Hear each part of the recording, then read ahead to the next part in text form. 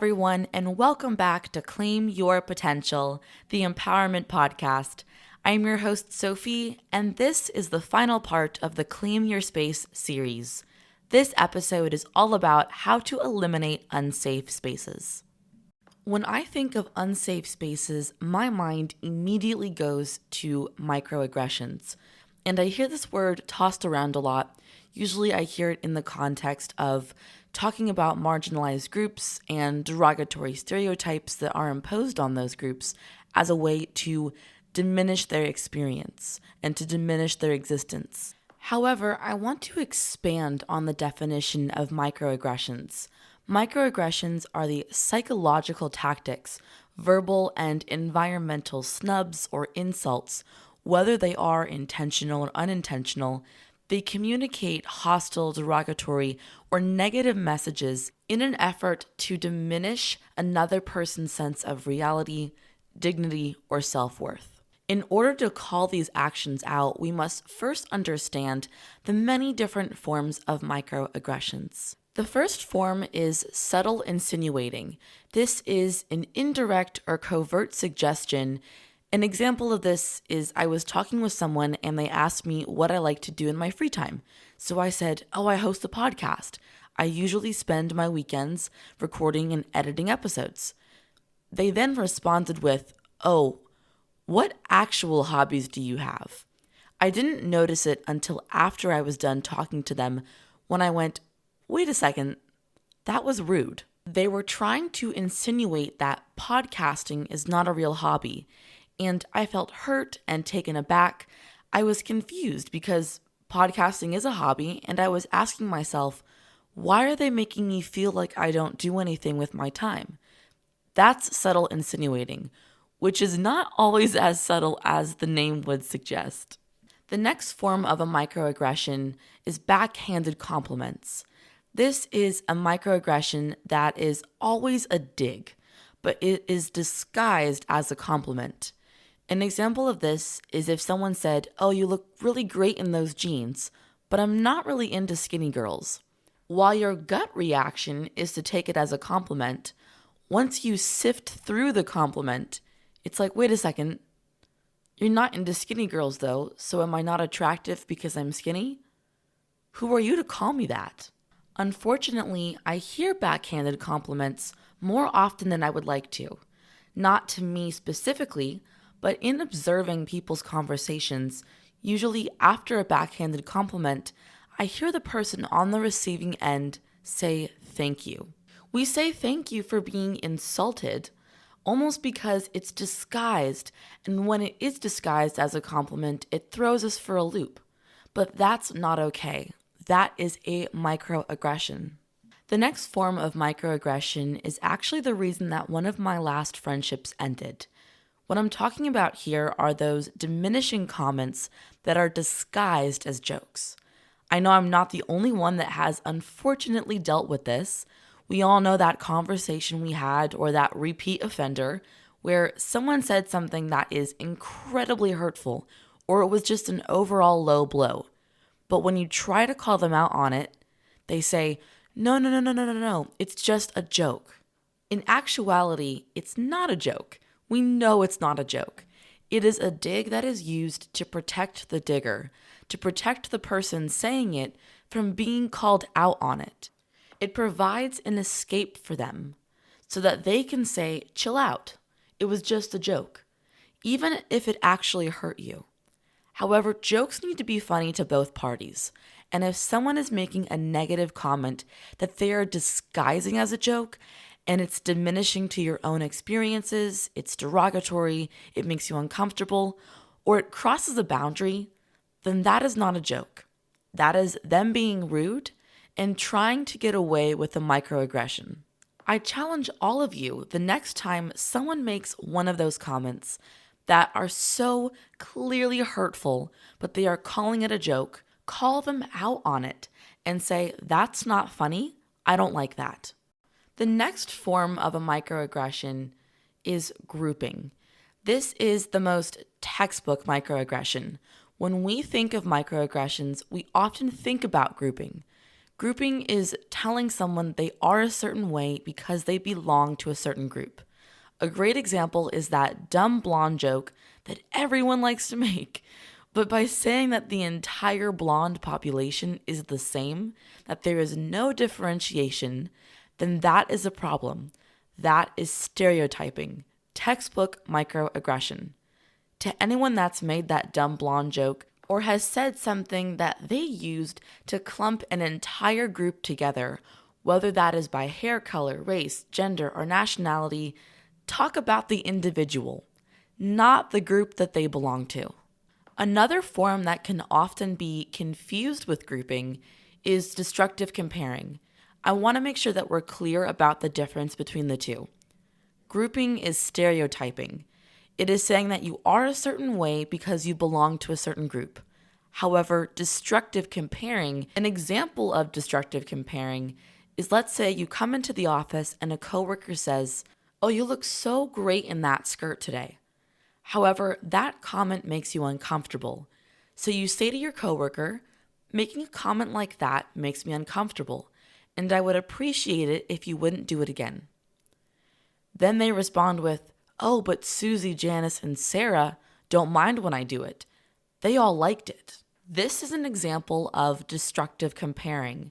It's when the other person speaks from their experiences or even secondhand experiences in order to undermine your own experiences and or your own boundaries.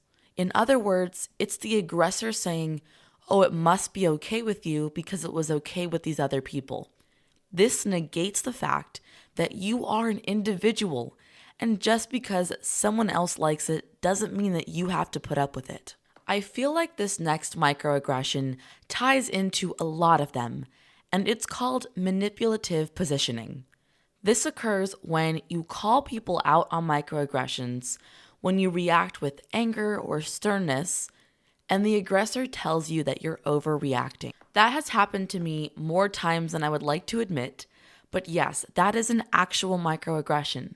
It's interesting when you think about microaggressions because you can have a situation that has every single one of these forms of microaggressions, yet when you try to call them out on it, they invalidate your point by making it sound like you're blowing the situation out of proportions.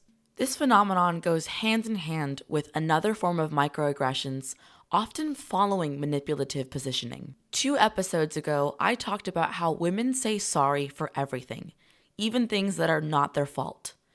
When it comes to microaggressions, there's something called victim situating.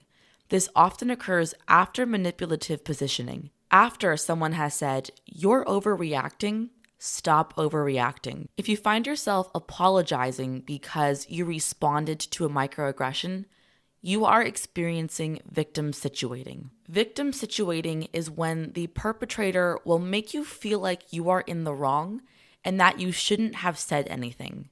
When you apologize, what happens is the narrative turns from you being the victim of a microaggression to the microaggressor being the victim. I really want to make sure that we're avoiding that. We need to be able to tell ourselves, "No, I'm not going to apologize." Tell yourself, "I'm not going to apologize for putting my foot down. No, I'm not going to apologize for standing up for myself." Now that you know what microaggressions are and the many forms they come in, you are ready to learn how to combat them. Think about all the different names that I used throughout this episode when defining microaggressions. You don't need to remember the exact name, but at least remember the difference, and then name the type of microaggression that someone is using. Is this manipulative positioning? Is this a backhanded compliment? Is this a destructive comparison? What is the microaggression? Once you have decided on it, name it in your head. And once you've done that, do a reality check. Tell yourself that the uneasiness you feel, your gut feeling that something is off, is not lying to you. What happened did just happen. Someone did just say this to you, and you have to respond. You can't shut down because someone is trying to diminish your power, and you can't just stand there and pretend it didn't happen. As you're thinking about the reality of the situation, Determine if you think the microaggression rises to the level where you need to call it out. Addressing microaggressions is a deeply personal choice. You set your own boundaries, and you do not owe anyone an explanation for whether you choose to say something or whether you choose not to say something. It's all about your level of comfort, and if you feel like you are not in the space to say something, then don't. What you're doing is you're making a personal choice of whether or not you feel safe to say something. And that goes into the next check that you have to do. You have to do a safety check. Consider whether it is safe to call out what's happening. Could calling it out put your emotional or physical safety at further risk? If you are in a room with no allies, it might not be the time. However, if you have a strong ally in the room, then you might want to go for it.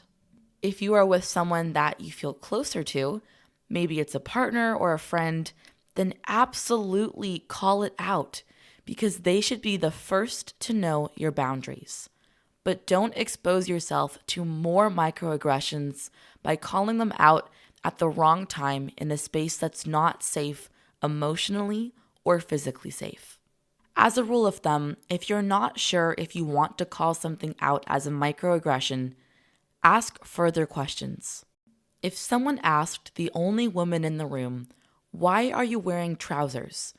you could respond with, "I'm wondering why you're asking me about wearing trousers when everyone else is also wearing them." If you're afraid to say the word microaggression, ask a question. Not only is this a tool to clarify a statement, and if it is actually a microaggression, but you're also getting the conversation started so the other person can ask themselves the same thing. The other person then has the opportunity to reflect and come to the realization on their own. This is something that I have struggled with because when a microaggression happens, it's tempting to jump in and make the microaggressor uncomfortable. But if you're not sure what was actually said and you want clarification, ask the other person.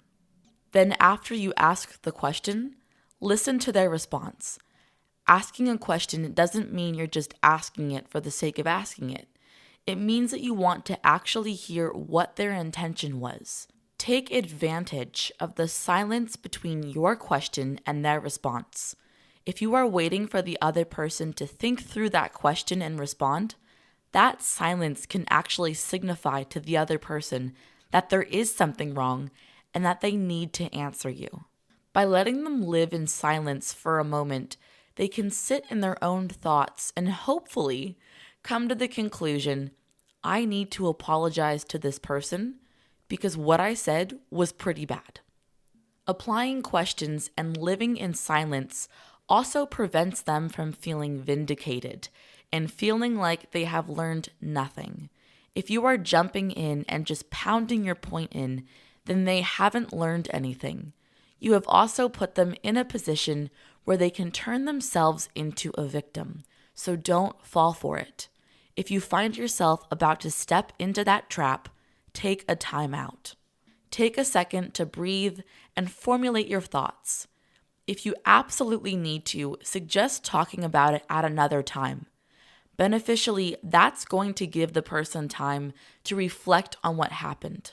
So identify the microaggressions and combat them head on, or find a way to walk away. And a quick side note here, if you're ever unsure if something is a microaggression, if something just doesn't feel right, and you're not sure if you should call it out, try reversing the situation. Would this other person want to be treated the way that they are currently treating you? If they were treated that way, would they tolerate that behavior? If they wouldn't, would they demand to be treated fairly? If the answer to that question is yes, then it's best to take those next actionable steps to do something and right the situation. Long story short, if it feels off, trust your gut, believe yourself, and take action to protect your power. You deserve to be treated with respect and dignity. Recognizing and eliminating microaggressions is an important step in making that a reality. Whether it's through speaking out, educating ourselves and others, or simply being mindful of our own actions, every effort counts. So let's be bold, let's be brave, and let's be unwavering in our efforts to eliminate unsafe spaces. That concludes this podcast episode. Thanks for listening. If you're enjoying our show, you can also visit our website, claimyourpotential.com, to access our blog, listen to previous and future episodes, leave a review, and subscribe to our newsletter. For more content, you can follow us on Instagram and Facebook at Claim Potential for inspiration, episode and blog post announcements, episode excerpts, along with other content for you to reach your full potential.